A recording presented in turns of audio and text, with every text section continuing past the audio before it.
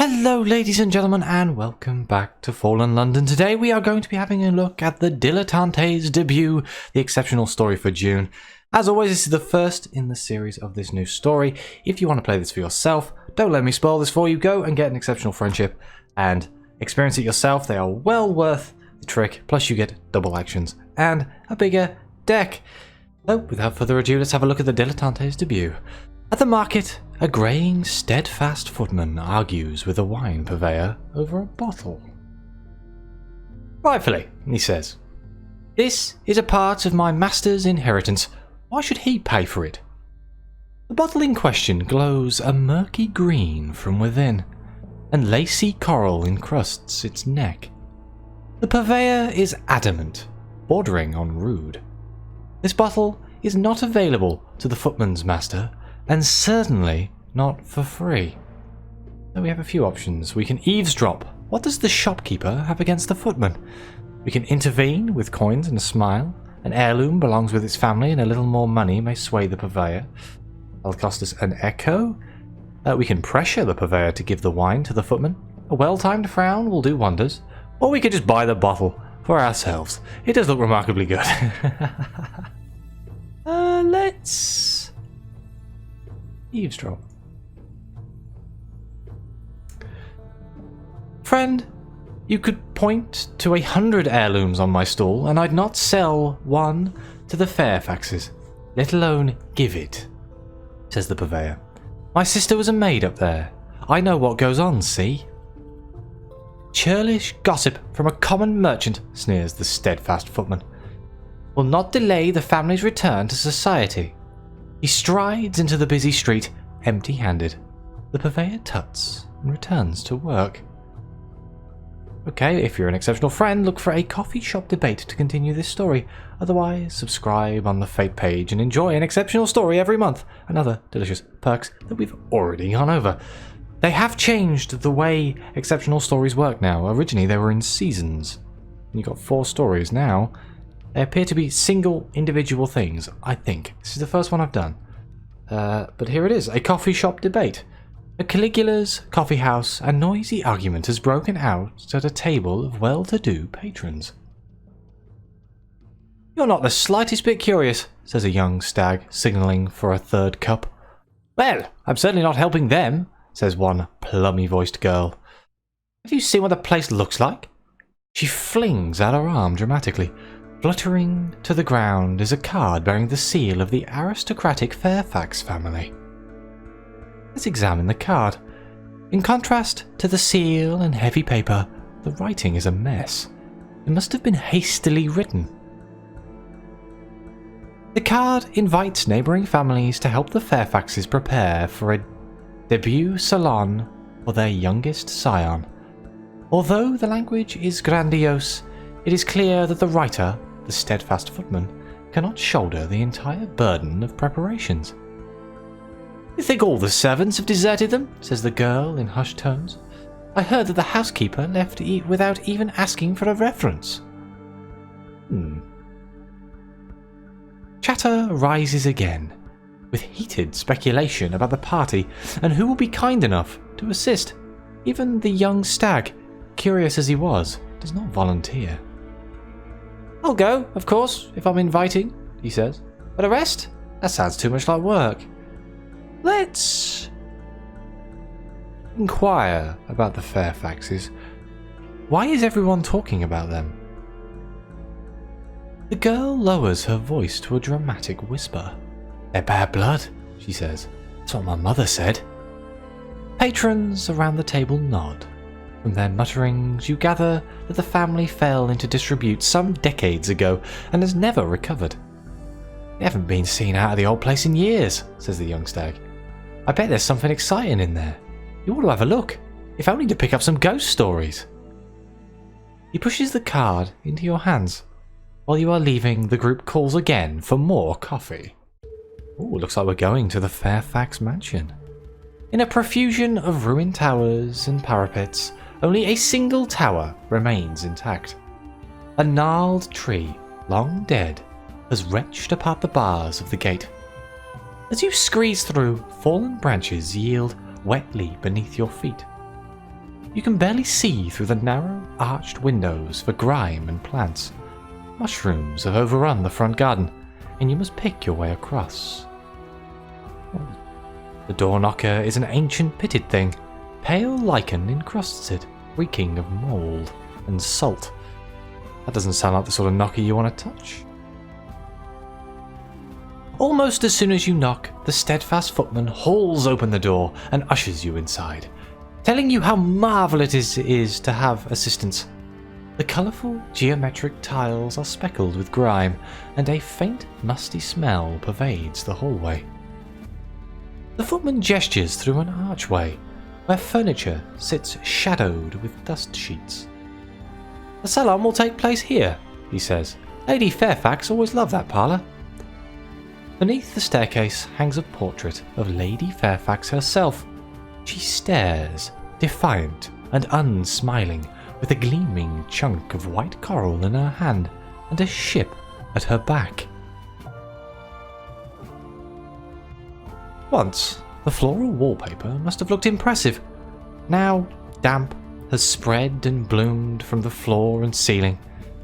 As you venture deeper into the house, you smell a musty, salty scent that puts you in the mind of rotting driftwood. A low bell clangs upstairs, echoing through the house. The steadfast footman's head snaps up. "That'll be the master," he says. "Please follow me. I wouldn't want to keep him waiting." Okay, so let's follow the steadfast footman. Despite his thinning hair and stooped shoulders, the footman forges quickly ahead.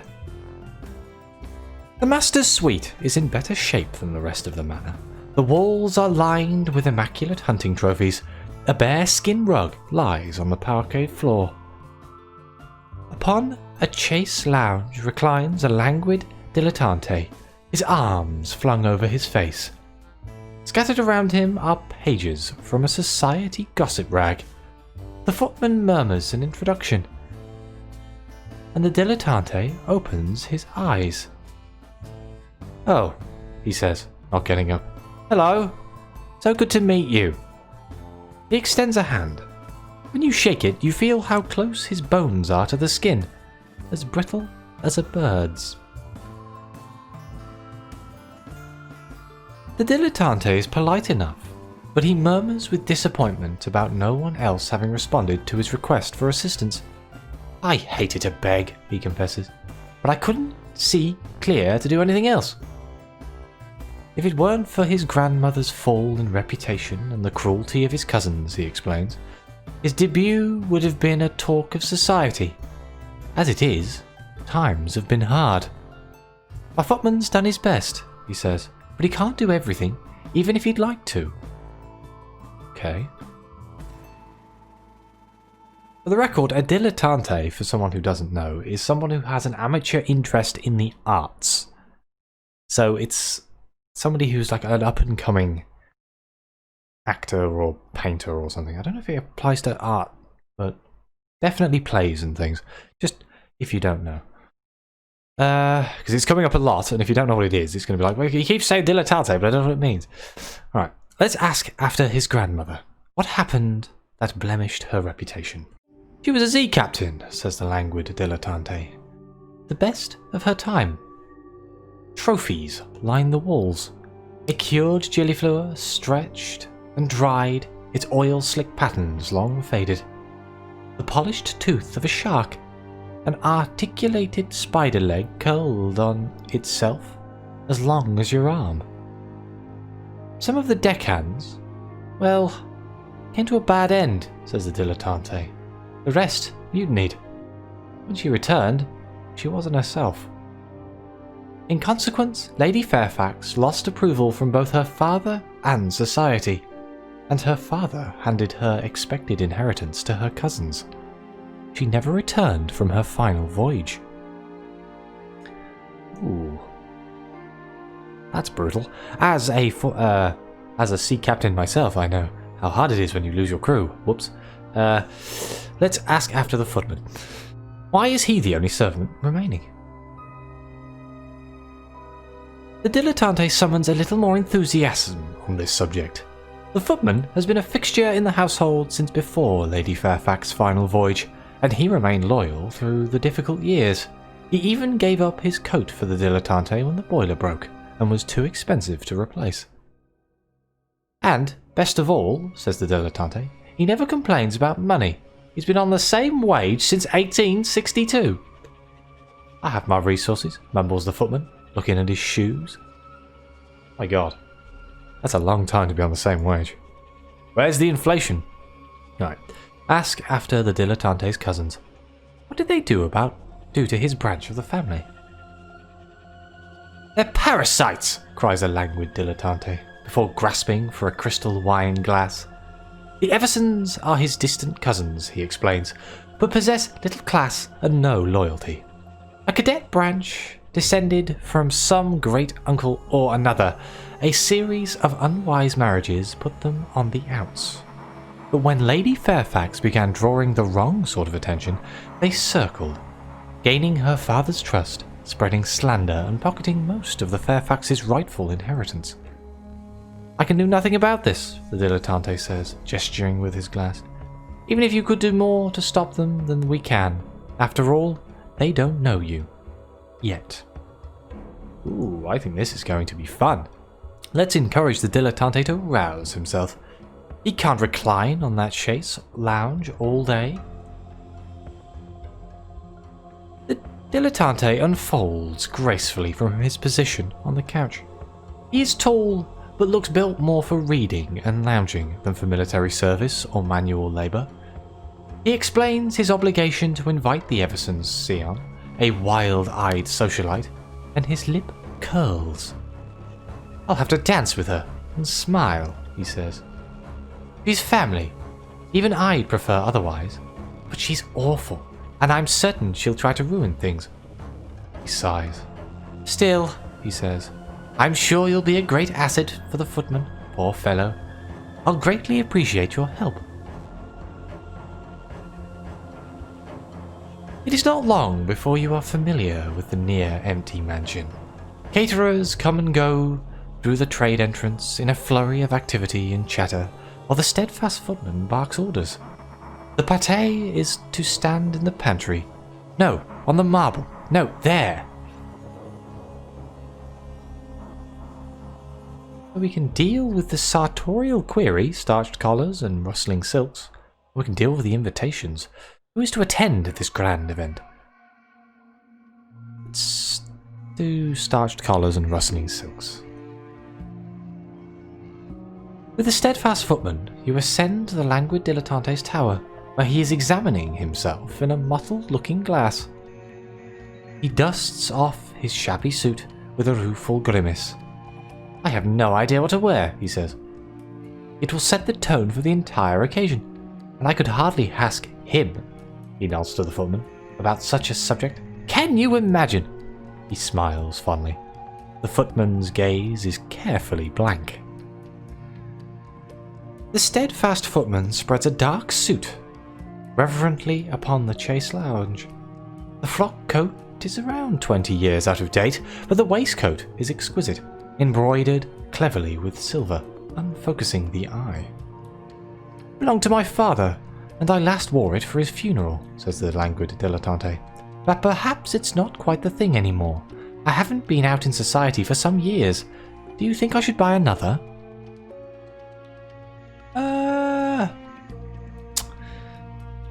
The black suit is perfect, dignified and sombre. It signifies the putting aside of childish things. Or we can buy something daring instead. A daring suit at the cutting edge of fashion to signify a new age of the Fairfaxes. I think I like the black suit. Let's encourage the black suit.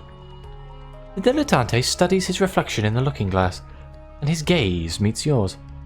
I'm told I look a great deal like my grandmother, he says. Her ship was caught in the Gossamer away once, and she was the one to cut it free. He absently smooths the black silk waistcoat and fishes out a few antique but gleaming coins from the pocket. Ah, I'd forgotten about these, he says, and places them on a table with an expectant smile. For your trouble. Okay, now we get to deal with the invitations. Who is to attend this grand event? The smell of something burned and sugary wafts from the kitchen. The languid dilettante sniffs appreciately and stretches his shoulders. "I'd like to give my footman a bit more of a breather," he says. "Would you be good enough to sort out the invitations?" The scribbled list is a page long. Some of the names you recognized. A retired brigadier, an elderly, esteemed doctor, a couple of painters that you have seen praised in the unexpurged Gazette. But despite its size, the mansion will not hold them all. There are simply not enough rooms, which are structurally sound. The invitations require careful pruning. We can invite the Everson's rivals, ensure that supporters surround the languid dilettante rather than his detractors. Or we can invite luminaries of the church. They should provide respectability and gravitas. This is quite a hard decision, I think. Get Everson's rivals. The great thing about society is they all hate each other anyway. So, you know. Yeah, exactly, squabbling aristocrats. You find a slew of gossip columns about the wild-eyed socialite. You cannot resist an argument, and the papers eagerly detail the feuds raging across her decadent social circles. One poet wrote a wildly romantic volume in her honour, only to withdraw the dedication days before publication. One fellow aristocrat publicly spurned her after a party got out of control. Laying the newspapers aside, you set to work on the invitations. The socialites' rivals now feature prominently on the guest list, and several of the more well-to-do actors and poets send tokens of gratitude with their responses. Ooh, got some prisoner's honey. Scraping and thumps, then a muffled curse echo from the parlour. The languid dilettante asks if you'd see how the steadfast footman is doing in his attempt to sort out the parlour. "I'd hate for him to hurt himself," he says. Okay, let's clear out the parlour. The steadfast footman has been busily packing up boxes. He leans against a crate, breathing hard with exertion. As the heart of the house, the salon will take place in the parlour. It has a potential. A wide fireplace draws the eye, the windows arc gracefully. But like the rest of the manor, its grandeur is faded. Still, the old beauty must be here somewhere beneath all this grime. You set about clearing and cleaning. A curiosity unearthed.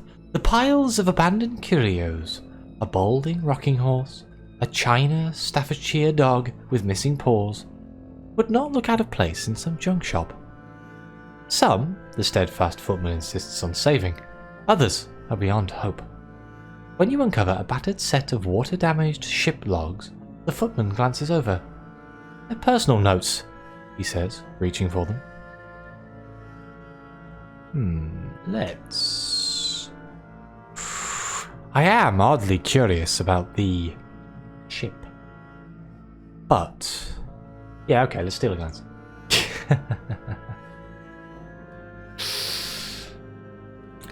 You find page after page of neatly arranged sketches. The inked drawings all depict curious monsters, bind-boned with stretched skin and long spines. Their necks are pencil-thin, their heads bulbous and bobbing. The artist's technique improves between the first and the last pages, but the subject matter is consistent. The footman snatches the journals away. "The former mistress was a keen artist," he snaps. "We should get back to work." Slowly, you whip the mansion into shape. By the time you finish, the floor is polished bright, and the floral wallpaper is colourful once more. The windows gleam, affording a good view of the refurbished gardens. We can visit our lodgings to advance the story, but this seems like a perfect place for me to end the first episode. Thank you very much for watching. Please like, subscribe, let me know what you think. Your comments are greatly appreciated, and as a new way of writing these stories, it seems to be going very well, and I am enjoying this focused look on a single thing. But as always, I'll see you next time.